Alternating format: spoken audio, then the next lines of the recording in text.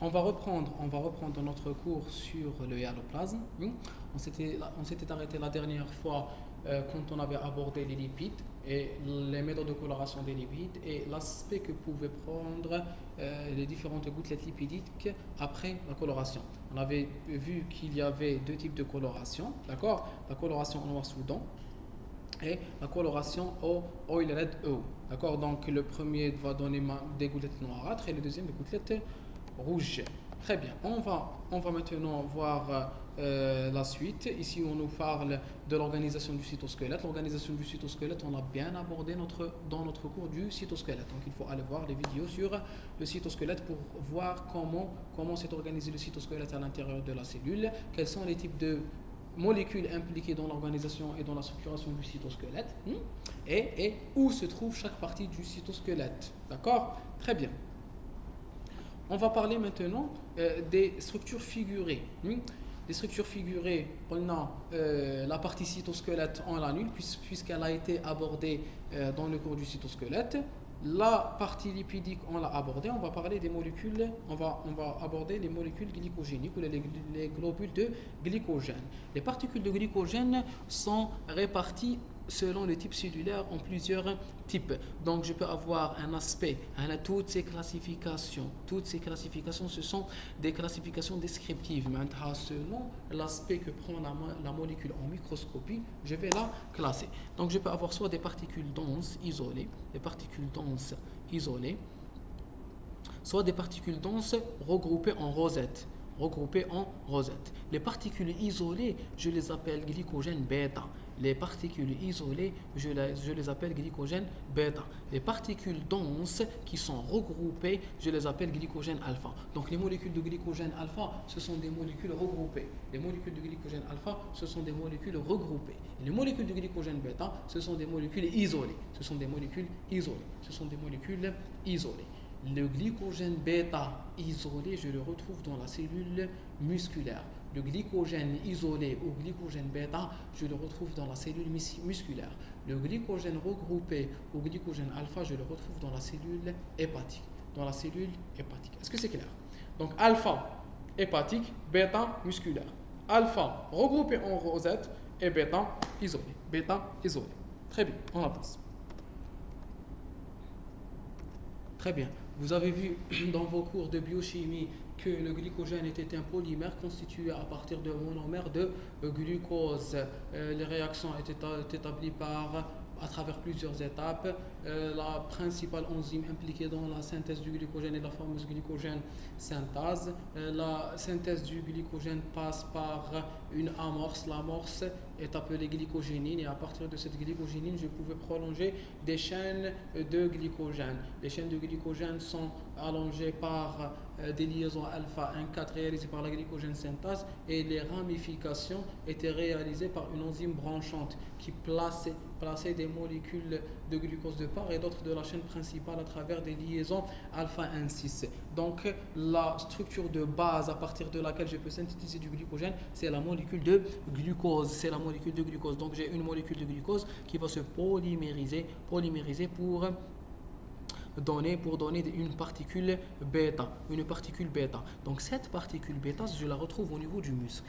D'accord? Plusieurs particules bêta peuvent s'associer pour donner une particule alpha. D'accord? Donc, si je vous pose une question, j'ai une molécule de glucose, 2 molécules de glucose, 3 molécules de glucose, une centaine de molécules de glucose. J'ai une petite association qui va me donner une particule bêta. Plusieurs particules bêta vont me donner une particule alpha. Qu'est-ce qui va prendre plus de temps à dégrader? La particule bêta ou la particule alpha? La particule alpha, bien sûr, puisque la particule alpha est plus complexe que la particule bêta. Donc, la particule bêta est destinée à un stockage à court terme. Tandis que la particule alpha est destinée à un stockage à long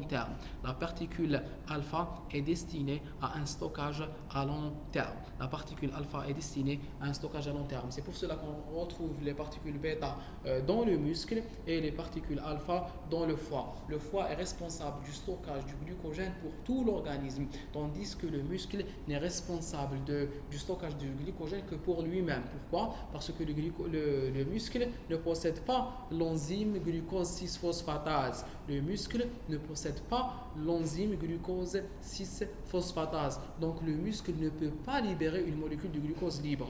Le muscle ne peut pas, la cellule musculaire ne peut pas libérer le glucose libre. La cellule musculaire ne peut pas libérer le glucose libre parce qu'elle ne peut pas créer de glucose libre. Le foie, si, le foie possède une glucose 6-phosphatase et donc il peut libérer le glucose dans la circulation et il peut donner du glucose pour toutes les cellules de l'organisme. Le muscle, non. Le muscle, dès qu'il réalise une glycogénolyse, il va s'arrêter à la glucose, il va s'arrêter plutôt au glucose 6-phosphate. Il va s'arrêter au glucose 6-phosphate pour envoyer ce glucose 6-phosphate directement à la glycolyse pour utiliser lui-même cette molécule de glucose. Et donc le muscle ne peut pas réguler la glycémie. Le muscle ne peut pas intervenir dans la régulation de la glycémie ou bien dans l'apport des molécules de glucose aux autres types cellulaires. Le muscle n'utilise son stock de glycogène que pour lui-même. Ce n'est pas comme le foie. Le foie peut utiliser le stock de glycogène pour toutes les molécules ou pour toutes les cellules de l'organisme. Est-ce que c'est clair? Très bien, on avance. Particules de glycogène de type alpha dans les hépatocytes. Vous voyez, donc on peut le colorer par l'acide périodique de Schiff. Et les granulations de type alpha en microscopie électronique à transmission. D'accord? On voit qu'elles ont une structure assez complexe, une structure qu'on a dit encore rosée. Très bien, excellent, en rosace. Bravo, on avance. Dans l'hépatocyte, les rosettes de glycogène alpha résultent de l'assemblage de plusieurs particules bêta. Comme on vient de le dire, la taille des particules de glycogène varie en fonction de leur vitesse d'utilisation par les cellules. Quand la taille des rosettes est grande, qu'est-ce que ça veut dire? Ça veut dire que l'utilisation est lente. Ça veut dire que la dégradation du glycogène est lente. Et cette dégradation lente m'a permis de garder des molécules de glycogène de grande taille parce que je suis en train de le stocker et je ne l'utilise pas beaucoup. D'accord?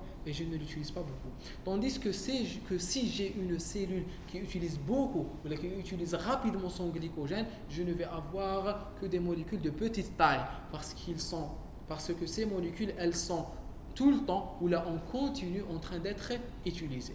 Donc la taille du glycogène, la taille des molécules de glycogène va m'informer sur la vitesse de son utilisation. Si la taille est petite, ça veut dire que la vitesse d'utilisation est importante. Si la taille est grande, ça veut dire que la vitesse d'utilisation est lente. Est-ce que vous êtes d'accord? Très bien. Moins j'utilise le glycogène, plus sa taille augmente. C'est clair, c'est très facile. D'accord? Allez. Ultrastructure du glycogène alpha et bêta. On va commencer par le glycogène alpha. Regardez, c'est des rosettes, des jolies rosettes. Voilà. C'est des corps en rosette. Très bien. Le glycogène bêta, c'est des petites particules de glycogène qui vont être utilisées rapidement.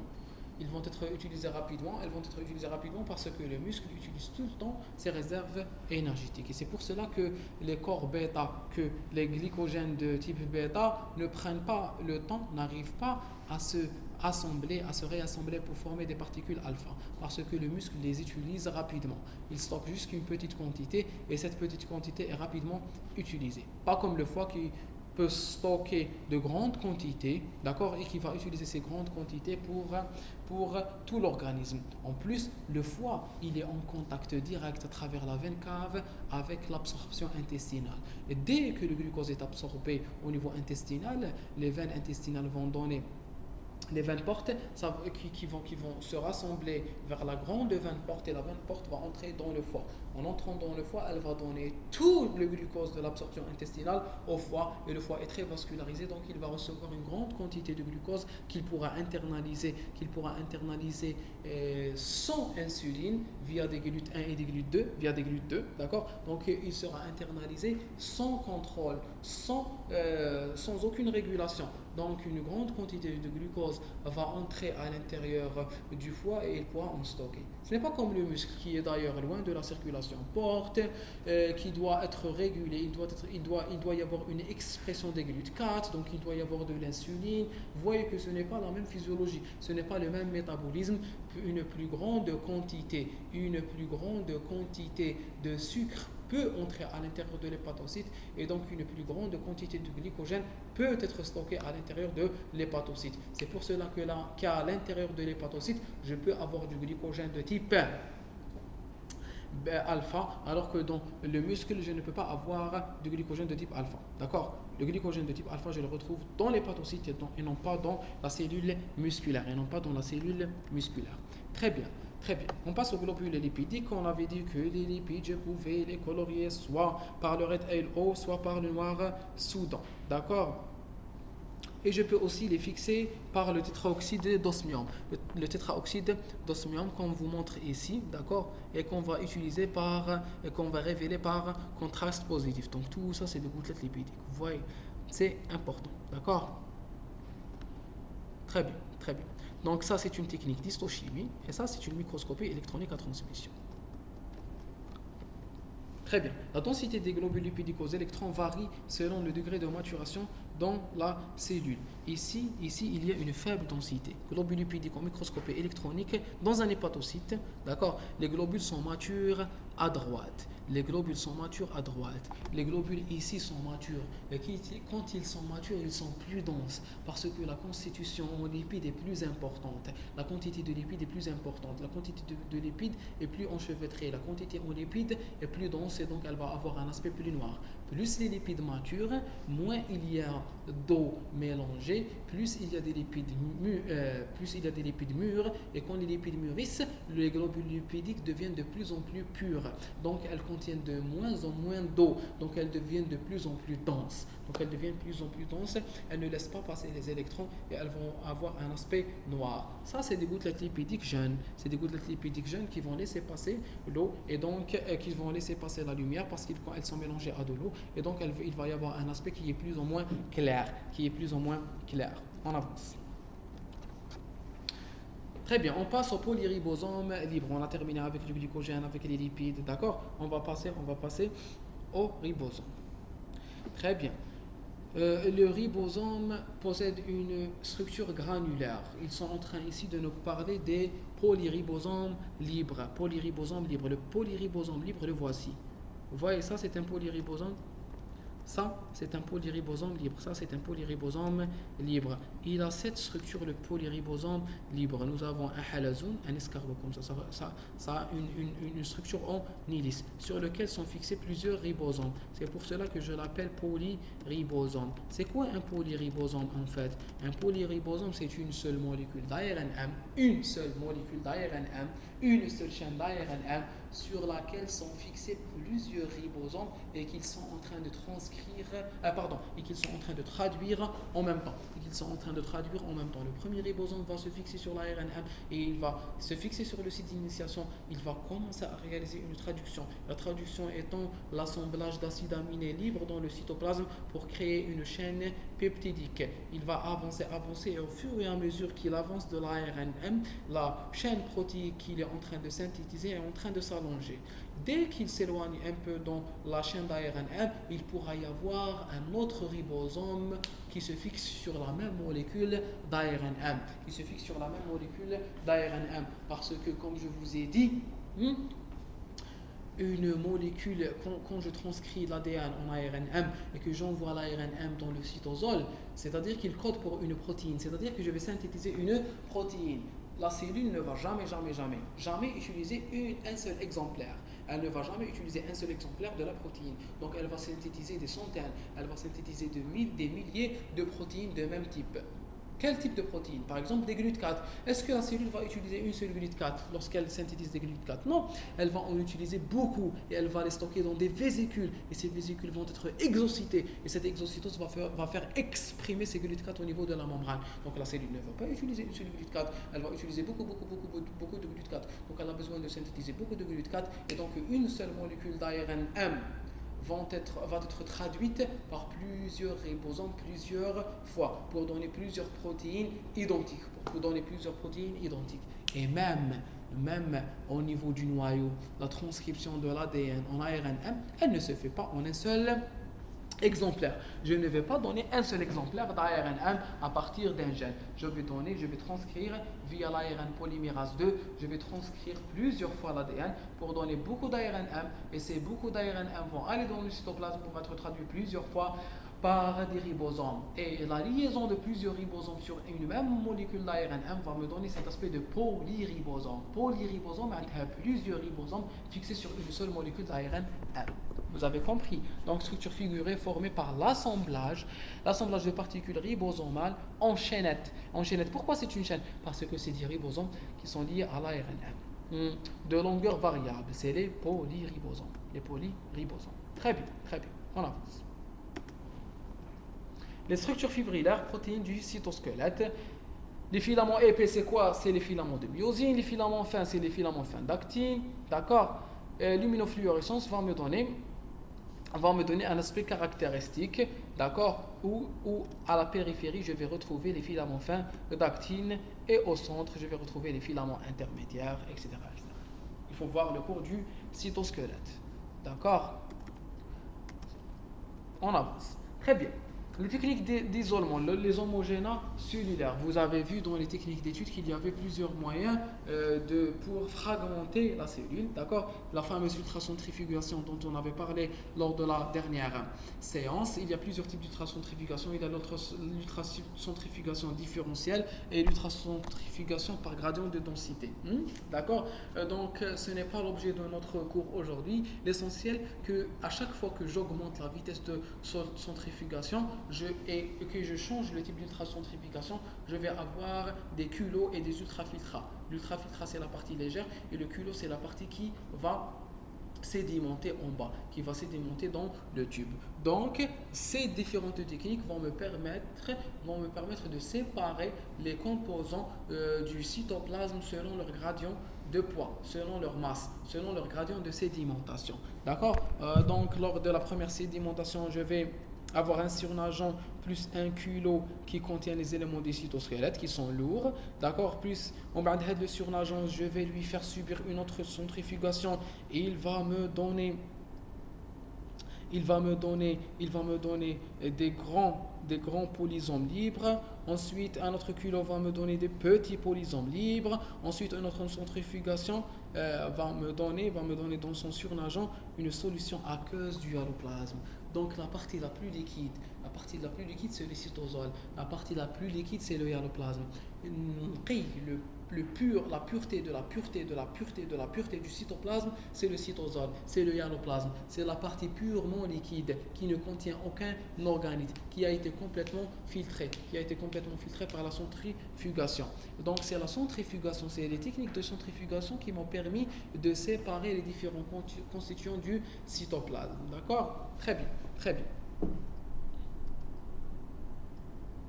On avance. Les composants chimiques, donc on va voir la composition chimique de ce hyaloplasme. Il comprend une fraction, ou plutôt la composition chimique de ce cytoplasme, puisqu'on va voir les éléments figurés avec lui. Alors, on est en train de parler du hyaloplasme après centrifugation. Il comprend une fraction liquide, purement liquide, et des molécules qui ne sont pas solubilisées. On sort un peu de la cytologie. On est en train de parler d'un point de vue biochimique ou purement chimique. C'est-à-dire que dans le hyaloplasme, dans la partie liquide, où je n'ai plus d'organites, je n'ai plus de ribosomes, je n'ai plus de mitochondries, je n'ai plus de protéines de cytosquelette, je vais avoir quelque chose de liquide, mais même ce composant liquide, il comprend une partie solubilisée, les ions, d'accord, et une partie non solubilisée. Très bien. La fraction liquide, elle est constituée principalement d'eau. Et l'eau comprend des ions, plus des substrats nutritifs et des produits du catabolisme. D'accord? Comme les sucres, les acides gras, les acides aminés, les protéines à l'état monomère, les nucléotides, les acides nucléiques. Ce sont de très petites molécules. Ce sont les monomères des grosses protéines. Ce sont les monomères des gros acides nucléiques. C'est la partie la plus solubilisée. plus d'autres éléments figurés, d'accord? Comme les éléments qu'on a du cytosquelette, quand je rentre dans les éléments figurés, quand j'entre dans cette partie classe, d'accord? Quand j'entre dans cette partie, c'est des éléments figurés. C'est des éléments de grosse taille, Très bien, très bien. Donc, qu'est-ce que j'ai? J'ai des protéines du cytosquelette, j'ai des sucres simples, certains sucres simples, d'accord, produits de l'anabolisme sous forme polymérisée. Les sucres simples vont me donner le glycogène et les acides gras vont me donner les triglycérides. Les acides gras, quand ils se lient à un glycérol, ils vont me donner les triglycérides. Donc, s'il vous plaît, je suis en train de parler du hyaloplasme. Ici, je suis en train de parler du hyaloplasme, pas du cytoplasme. C'est quoi la différence entre le hyaloplasme et le cytoplasme? Le hyaloplasme égale cytoplasme sans organites. J'ai enlevé tous les organites. J'ai enlevé les mitochondries, j'ai enlevé les noyaux, j'ai enlevé le système membranaire, l'appareil de Golgi, le réticulum endoplasmique et j'ai récupéré la fraction liquide du cytoplasme qui est le hyaloplasme. Le hyaloplasme lui-même est constitué de deux parties. Une fraction liquide et des éléments figurés. La fraction liquide, elle est constituée d'eau, d'ions et de molécules très solubles, de très petite taille. D'accord? Quelles sont ces molécules de très petite taille? Les os simples, les acides aminés, les acides nucléiques simples. Très bien. Et il comprend des éléments figurés qui sont de taille plus importante. C'est quoi? Ce sont les protéines, comme les protéines du cytosquelette, les enzymes, d'accord? Les enzymes, d'accord? Et les molécules plus complexes. Les molécules complexes formées à partir des monomères qui sont solubilisés. Des molécules complexes qui sont formées à partir des monomères simples. C'est-à-dire que le glucose, quand il se lie avec d'autres molécules de glucose, il va me donner le glycogène. Les acides aminés, ils vont me donner des protéines. Les acides gras, ils vont me donner des triglycérides, etc. etc. D'accord? Donc, c'est des éléments figurés, mais il reste des constituants du hyaloplasme, pas du cytoplasme. Donc, cytoplasme est égal à hyaloplasme plus organite. Quand j'enlève les organites, il me reste le hyaloplasme. Le hyaloplasme est constitué de deux parties, une partie liquide et une partie des éléments figurés. La partie liquide est constituée d'eau, d'ions et d'éléments simples. Les éléments figurés, ce sont des éléments qui ont été constitués à partir des éléments simples. D'accord? Très bien. On avance.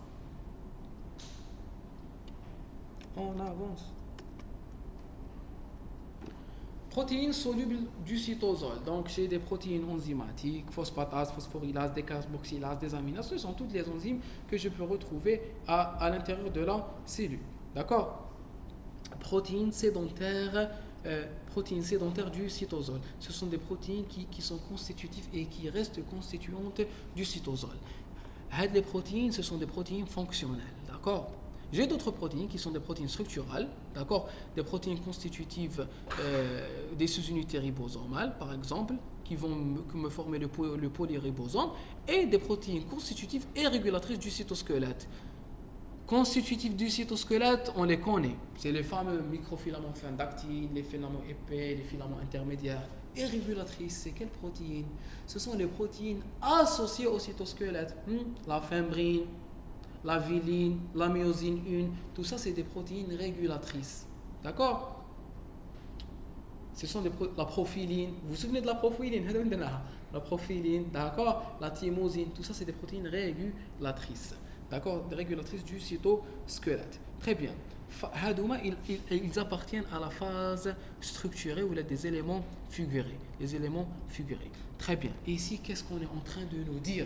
On est en train de nous dire que on vient de voir que le hyaloplasme était constitué de deux parties, d'éléments figurés et de fractions lipides.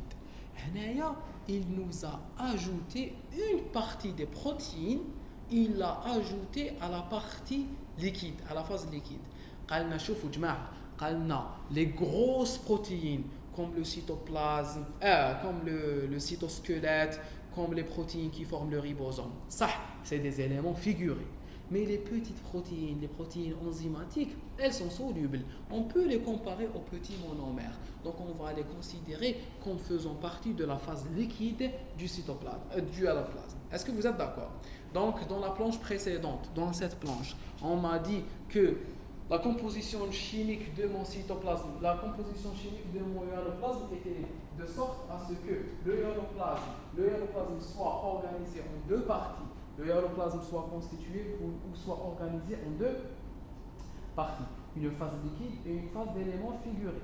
La phase liquide, elle comprenait l'eau, les électrolytes et les petites molécules. D'accord. Et là, les éléments figurés, elle comprenait les grosses protéines, les grosses lipides, les gros lipides, pardon, et les gros glucides. D'accord. Dans la planche suivante, dans cette planche, il m'a introduit une nouvelle information. Il m'a dit qu'on pouvait introduire certaines protéines, les petites protéines, les protéines enzymatiques, elles ne sont pas si importantes que ça. Donc on ne peut pas les considérer comme les protéines du cytosquelette, comme les protéines structurales, comme les protéines ribosomales. On va dire qu'elles sont petites et qu'elles font partie de la phase liquide et qu'elles font partie de la phase liquide de mon hyaloplasme. D'accord. On avance. Les propriétés, j'ai plusieurs propriétés de ce hyaloplasme, la mobilité et la viscosité. Très bien. La viscosité, la consistance du hyaloplasme est variable selon l'état physiologique. On a parlé ce matin de l'état sol et de l'état gel. Donc le hyaloplasme pouvait changer sans sa viscosité. On va voir cela. Ils vont nous décrire l'état sol et l'état gel. Des variations localisées dans le temps. D'accord. Je vous avais dit ce matin que le hyaloplasme, il pouvait être dans toute sa surface sol, dans tout ce volume gel. Mais il pouvait y avoir des variations localisées. C'est-à-dire que ici, il est sol et ici, il est gel. Et on a vu cela dans notre cours des microfilaments fin d'actine. On avait appelé comment l'enzyme? Là, allez, s'il vous plaît, là. Comment a-t-on appelé la protéine de déstructuration ou de fragmentation? La gelsoline. Bravo. La gelsoline, quand il y avait c'est pas écrit là. La gelsoline, quand il y avait une concentration importante de calcium, elle pouvait dégrader localement les microfilaments fin d'actine, et la dégradation des microfilaments fin d'actine permettait le passage de l'état gel vers l'état sol pour que les vésicules puissent passer et pour que l'exocytose puisse être réalisée. Très bien. Donc il pouvait y avoir des variations localisées. Il pouvait y avoir un passage localisé de l'état gel vers l'état sol ou de l'état sol vers l'état gel. Donc elle est dépendante de l'état des protéines du cytosquelette. Vous voyez comment ces informations elles sont liées les unes aux autres. Très bien. Donc on va commencer par la viscosité. La viscosité, c'est la consistance variable selon l'état physiologique. La cellule peut transformer son cytoplasme, son hyaloplasme, d'un état gel vers un état sol ou d'un état sol vers un état gel. 1. 2. Cette variation est localisée dans le temps. Je peux avoir une variation qui n'est pas dans tout le cytosol. Elle est localisée dans une partie sous-membranaire, dans une partie proche du centre cellulaire. Je peux localiser cette fragmentation. Deuxième caractéristique. La troisième caractéristique, elle est dépendante de l'état des protéines du cytosquelette. Qu'est-ce qui fait que le cytoplasme soit visqueux ou qu'il soit fluide? Qu'est-ce qui fait que je puisse avoir du cytoplasme visqueux ou du cytoplasme fluide? Je peux avoir du cytoplasme visqueux lorsque les protéines du cytosquelette sont bien structurées. Je peux avoir du cytoplasme du hyaloplasme qui est en état sol, c'est-à-dire qui est beaucoup plus fluide, qui est beaucoup moins visqueux lorsque je déstructure les éléments du cytosquelette. D'accord? Très bien. Cas de l'exocytose, synthèse, dégradation. Donc, la fragmentation des protéines me permet le passage d'un état visqueux à un état fluide. D'accord? Et la polymérisation des protéines, regardez, suivez avec moi. On commence par la fragmentation des protéines. La fragmentation des protéines favorise ce passage. D'accord? Avant de parler de la fragmentation, j'ai combien d'états? J'ai deux états. Un état gel, c'est l'état visqueux. Un état gel, c'est l'état visqueux. Et un état sol, c'est l'état fluide. Un état sol, c'est l'état fluide. D'accord? Donc, je peux passer de l'état gel vers l'état sol. Et je peux passer de l'état sol vers l'état gel. Très bien. La fragmentation des protéines, la destruction des protéines va favoriser le passage de l'état visqueux vers l'état fluide, de l'état gel vers l'état sol. Donc, Tandis que la polymérisation, la création des protéines, va favoriser le passage de l'état solide vers l'état gel, de l'état fluide vers l'état visqueux. Très bien. Quand est-ce que je fragmente les protéines? Quand est-ce que je vais avoir recours à la fragmentation des protéines? Lorsque je réalise une exocytose. C'est l'exemple qu'on vient de citer. Lorsque je suis en train de synthétiser ou de dégrader des protéines, je vais les fragmenter. Et quand est-ce que je vais avoir recours à la polymérisation? C'est au cours de la division, au cours du mouvement cellulaire. Au cours du mouvement cellulaire, j'ai besoin de créer des microfilaments fins d'actine, les filopodes. Au cours de la division, j'ai besoin de créer des faisceaux larges pour créer l'anneau de cytodiérèse. Donc je suis en train de créer de nouvelles protéines. Donc la création de nouvelles protéines va favoriser le passage de l'état sol à l'état gel. Et la dégradation des protéines va me favoriser le passage de l'état gel à l'état sol. Très bien, très bien. On avance. Très bien. La régulation endogène de la viscosité. Cytosquelette et protéines associées. Filamine et gel solide. La filamine, c'est quoi? La filamine est la protéine qui va stabiliser les protéines du cytosquelette, les microfilaments fins d'actine. Elle va les stabiliser en quoi? Elle va les stabiliser en réseau. Elle va les stabiliser en réseau. Donc elle favorise quel état? Gel ou sol? Gel, bravo. Elle va favoriser l'état gel puisqu'elle me forme des réseaux de microfilaments fins d'actine. La gel soline, elle va dégrader les molécules du cytosquelette et donc elle va favoriser l'état sol. Elle va favoriser l'état sol. Allez, j'ai un monomère d'actine. Il y aura une association.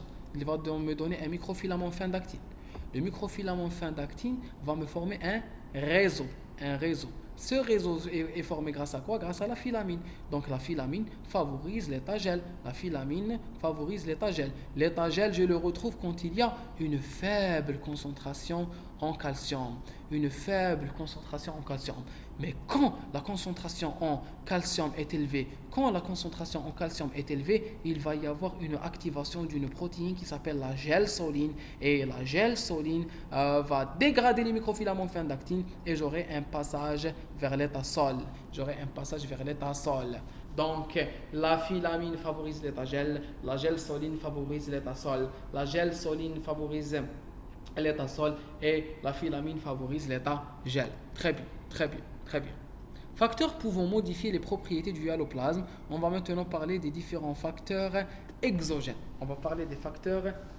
La température, le café, le thé, un cytoplasme.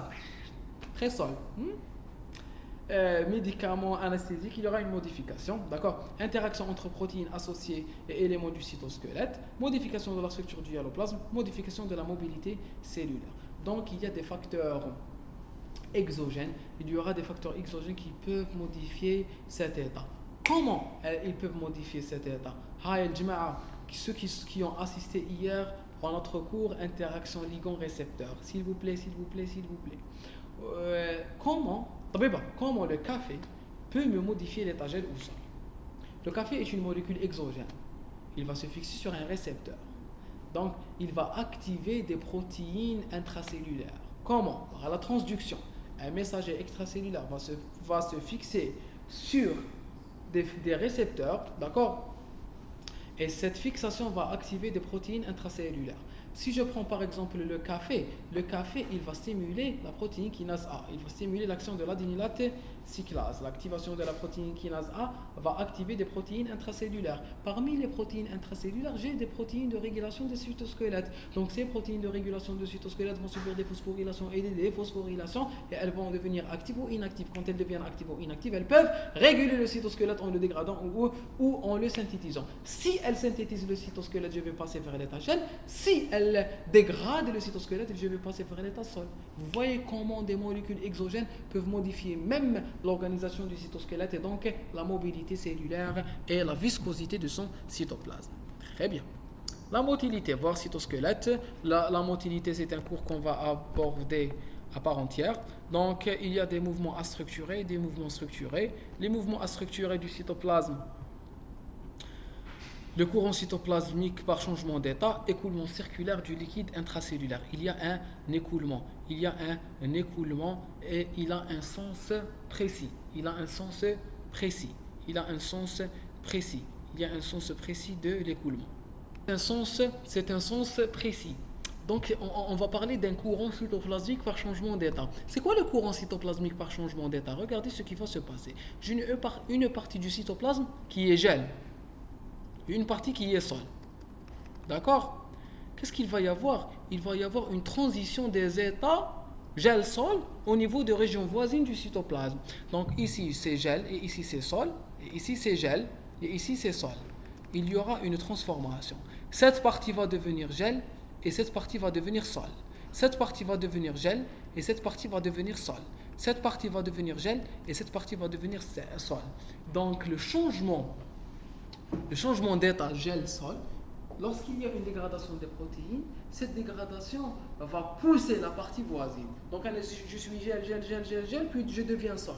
Quand je deviens sol, j'augmente mon volume. Quand j'augmente mon volume et que la partie voisine devient gel, je vais la pousser. Donc quand je la pousse, je suis en train de pousser le cytoplasme. Et le cytoplasme commence à tourner autour du noyau. Le cytoplasme va commencer à tourner autour du noyau dans un seul sens. Vous imaginez, tout tourne. Le cytoplasme tourne autour du noyau.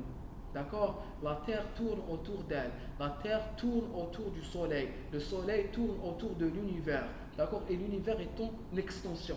Tout est en éternel mouvement. Tout est en éternel mouvement dans cet univers. D'accord? Tout tourne. Très bien. Vous connaissez les derviches danseurs? Vous ne connaissez pas.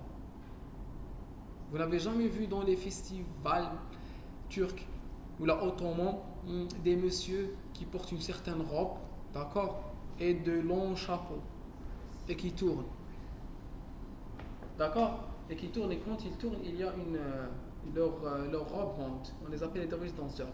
Et puis on a transformé un peu cela en une danse. Vous n'avez jamais vu ça. Il y a même dans les films les films syriens, dans les fêtes.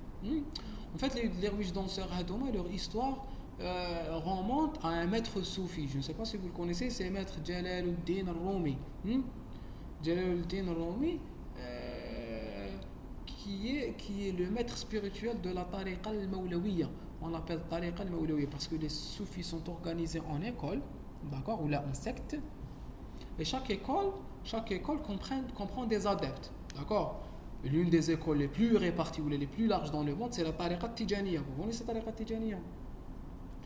Dont le maître spirituel est Ahmed Tijani.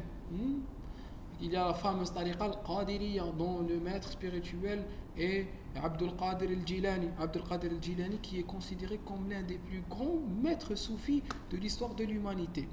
D'accord? Très bien. Donc revenons à nos moutons. Les derviches danseurs, ils appartiennent à la tariqa al-Mawlawiyya. Pourquoi ils appartiennent à la tariqa al-Mawlawiyya? Parce qu'ils l'appellent Maître Jalaluddin al-Rumi, ils l'appellent Mawlana Jalaluddin al-Rumi, donc ils disent qu'ils appartiennent à la tariqa al-Mawlawiyya. Jalaluddin al-Rumi, une fois il était dans un marché, d'accord, et il a retrouvé comment on les appelle, ceux qui font monter les serpents, les enchanteurs de serpents. Voilà, très bien. Les enchanteurs de serpents, ils sifflent sur une flûte, d'accord? Et en sifflant sur une flûte, ils mobilisent la flûte, et en mobilisant la flûte, ils font monter le serpent. Et le serpent commence à suivre la flûte, il essaie de l'attaquer. Vous avez vu cela? En fait, le serpent n'est pas stimulé par le son. Le serpent est stimulé par les mouvements de la flûte. Quand le flûteur il commence à mobiliser la flûte, le serpent commence à l'attraper. C'est comme un chant avec lequel vous essayez de jouer. Très bien. Donc, il avait trouvé un équilibre entre le son de la flûte et le son des marteaux qui frappaient sur des enclumes. Parce qu'il était dans un marché. Dans un marché, il y a des ferrailleurs, il y a des personnes qui fabriquent des épées. Donc, il frappait. Donc, il y avait un mouvement de frappe et un mouvement de flûte. Frappe, flûte, ça a créé dans sa tête un certain équilibre. Il a commencé à suivre cet équilibre, il a commencé à tourner et à regarder le ciel. Et en tournant, il est entré en transe. Parce qu'il faut savoir que les soufis, ils ont un état de transe. D'accord? Ils trouvent un état de transe où ils ne sont plus dans ce monde, ils appartiennent à un autre monde. On appelle cela le fana. Bon, ce n'est pas si important. c'est la philosophie des soufis. Je vous dis ni que c'est vrai, ni que c'est faux, ni que j'y adhère. Je vous dis ce qui se passe chez eux. D'accord? Donc, il a commencé à tourner. Il a trouvé sa transe à lui. La transe chez les soufis, elle est principalement représentée par la hadra. Les khayhouma yadorou, ala ba'dahum, ils créent une chaîne, ils commencent à réaliser des invocations, ils entrent en transe, où ils respirent très rapidement, etc. etc. Ce n'est pas le plus important. Le plus important, c'est que la transe, c'est le fait de tourner et de regarder un point fixe sur le ciel. Ils disent qu'il faut tourner pour retrouver l'équilibre, parce que tout ce qui tourne est en équilibre, puisque les pèlerins tournent autour de la Kaaba, parce que la Terre tourne autour d'elle et tourne autour du Soleil, parce que le yaloplasme tourne autour du noyau, parce que même l'univers est en train de tourner, donc ils trouvent leur propre équilibre en tournant. Bon, ça peut être vrai comme ça peut être faux. D'accord? Si vous allez avoir des nausées atroces, d'accord, par stimulation de vos centres vestibulaires. Donc, avec les personnes que vous voyez en train de tourner, ce sont des gars super méga entraînés. D'accord? Essaye de tourner. Tu vas tourner comme tu vas rester allongé pendant une demi-heure où tu fais des niats d'orbek. D'accord? Donc, il ne faut pas faire ça. Ça donne des nausées. Très bien. Donc, je ne sais même pas pourquoi je vous ai parlé de ça. C'est les derviches danseurs. Les derviches danseurs, ce sont des gars qui tournent tout le temps. Ça, c'est des mouvements astructurés. Mouvement astructuré, c'est le cytoplasme qui est en train de tourner autour du noyau par un changement d'état, une alternation entre l'état gel et l'état sol. Très bien, très bien. Les mouvements structurés, c'est les mouvements du cytosquelette, c'est les mouvements de la motilité cellulaire ou de la biomotilité. Lors de la cytodiérèse, lorsqu'une cellule se divise, lors des mouvements améboïdes, lorsque la cellule est en train de bouger, lors de la migration des chromosomes, au cours de l'anaphase, lorsque je sépare les chromosomes l'un de l'autre pour les mobiliser. Très bien, très bien. Le cytosol est le support des organites. Les fonctions cellulaires, on va maintenant voir les exemples de fonctions du cytosol. Le cytosol permet aux organites de baigner à l'intérieur de la cellule. Et les éléments du cytosol stabilisent les organites. Le cytosquelette stabilise les organites et permet de réaliser leur transport et leur maintien. 1. 2. Le cytosol est le carrefour des voies métaboliques. Exemple de l'utilisation du glucose. C'est à travers le cytosol ou c'est à l'intérieur du cytosol que les réactions enzymatiques ont lieu. C'est à l'intérieur du cytosol que les réactions enzymatiques ont lieu. Regardez le métabolisme glucidique. D'accord? Le glucose, quand il entre à l'intérieur de la cellule, il est piégé par l'exokinase ou la glucokinase. Il est transformé en glucose 6-phosphate. Ce glucose 6-phosphate peut subir la voie de la glycolyse. Glucose 6-phosphate, fructose 6-phosphate, fructose 1,6-biphosphate, glycéraldéhyde phosphate et dihydroxyacétone phosphate. Le dihydroxyacétone phosphate se retransforme en glycéraldéhyde phosphate. Le glycéraldéhyde phosphate va se transformer en glycérate 1,3-biphosphate, puis en 3 monophosphate, puis en 2 monophosphate, puis en phosphoénol pyruvate, puis enfin en pyruvate. La glycolyse aboutit à la pyruvate, ou la pyruvate, puis le pyruvate va être envahi. Voici le pyruvate. Le pyruvate peut être transformé en acétyl-CoA. L'acétyl-CoA peut entrer dans le cycle de Krebs. Le cycle de Krebs va me donner des donneurs d'hydrogène. D'accord? Donc la voie de la glycolyse, c'est une voie cytosolique. Le sukkari a lieu dans le cytoplasme. Il a lieu dans le cytoplasme. C'est un mécanisme anaérobie, il n'a pas besoin de mitochondries. Donc le cytoplasme est important dans la réalisation de la glycolyse. La glycolyse, elle est réalisée par toutes les cellules, comme la cellule musculaire. Il nous a donné l'exemple de la cellule musculaire, mais la glycolyse n'est pas spécifique à la cellule musculaire. Regardons le foie. Au niveau du foie, il y a une synthèse et une dégradation du glucogène. Donc, il y a un cycle. Je peux synthétiser du glucose à partir du glycogène ou la synthétiser du glycogène à partir du glucose. D'accord? Donc, je prends une molécule de glucose, 6-phosphate, je la transforme en glucose 1-phosphate, puis en UDP-glucose, puis à partir de cette UDP-glucose, je peux synthétiser des molécules de glycogène, des glycogènes que je vais stocker. Quand j'ai besoin d'énergie, quand je suis en hypoglycémie, je vais réaliser une glycogénolyse. La glycogénolyse va me permettre de dégrader le glycogène. Quand je dégrade le glycogène, je récupère des molécules de glucose que je peux faire sortir. Très bien. Glycogénogenèse, synthèse de glycogène pour être stocké.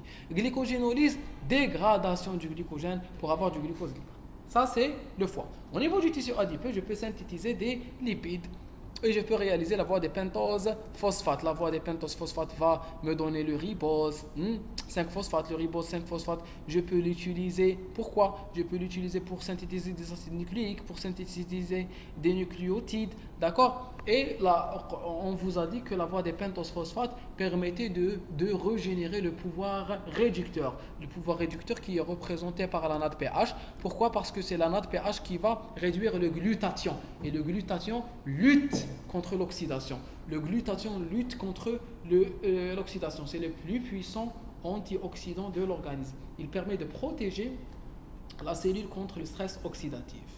Et le NADPH entre dans la synthèse des lipides, dans la fameuse étape du passage entre l'acétyl-CoA et le malonyl-CoA.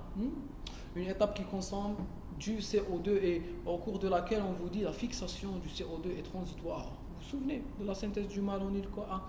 La synthèse du malonyl-CoA va utiliser le NADPH. Donc vous voyez que ces différentes phases de synthèse de dégradation sont situées au niveau du cytosol. Et donc le cytosol est le lieu des réactions enzymatiques de la cellule, ou là d'une bonne partie de réactions enzymatiques réalisées par la cellule. Troisièmement, le cytosol est le site de production d'énergie chimique et sa conversion en énergie mécanique.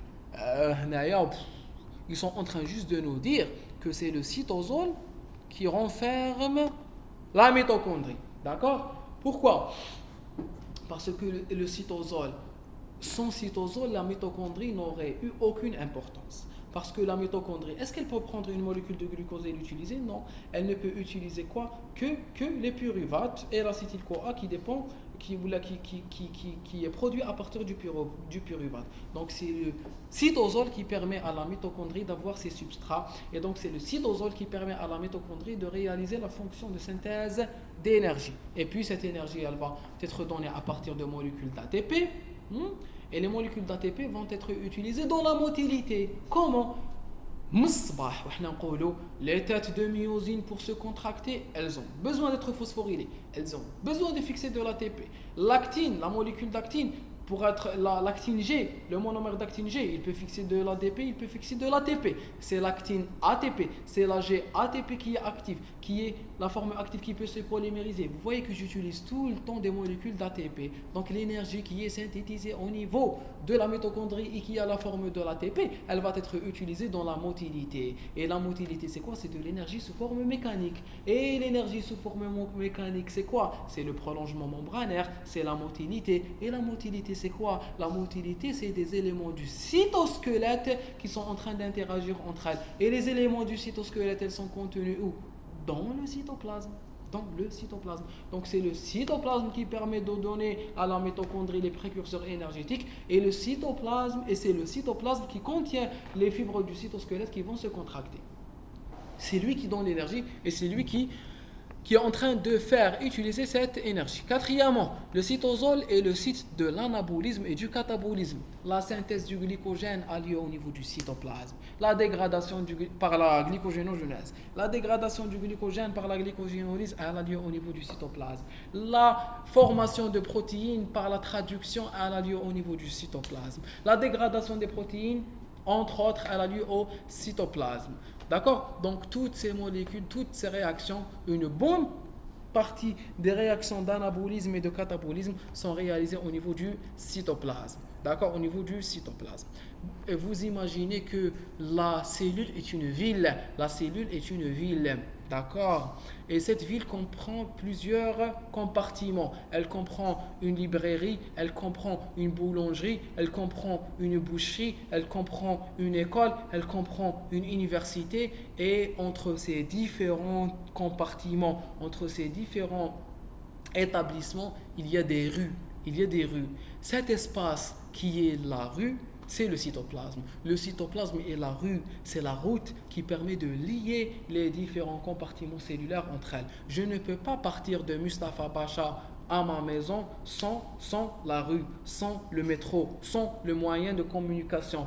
Donc le cytoplasme représente ce moyen de communication, ce moyen de liaison entre les différents compartiments du cytosol. Cinquièmement, le cytosol est le site de signalisation cellulaire. Bien sûr, les protéines de signalisation conduisent à la réponse cellulaire sont intracellulaires parce que je vous avais dit que le premier messager pouvait être extracellulaire comme il pouvait être internalisé à l'intérieur de la cellule quand c'est des molécules lipophiles, mais le second messager est toujours cytosolique. Le second messager est toujours intracellulaire. La protéine kinase A va réaliser sa fonction à l'intérieur de la cellule. La protéine kinase C va réaliser sa fonction à l'intérieur de la cellule. La calmoduline va réaliser sa fonction à l'intérieur de la cellule. La protéine kinase calmoduline dépendante va réaliser sa fonction à l'intérieur de la cellule. Donc toutes ces protéines, ce sont des protéines cytosoliques et elles vont réaliser la fameuse signalisation, la fameuse transduction, va transformer le message extracellulaire en un message intracytoplasmique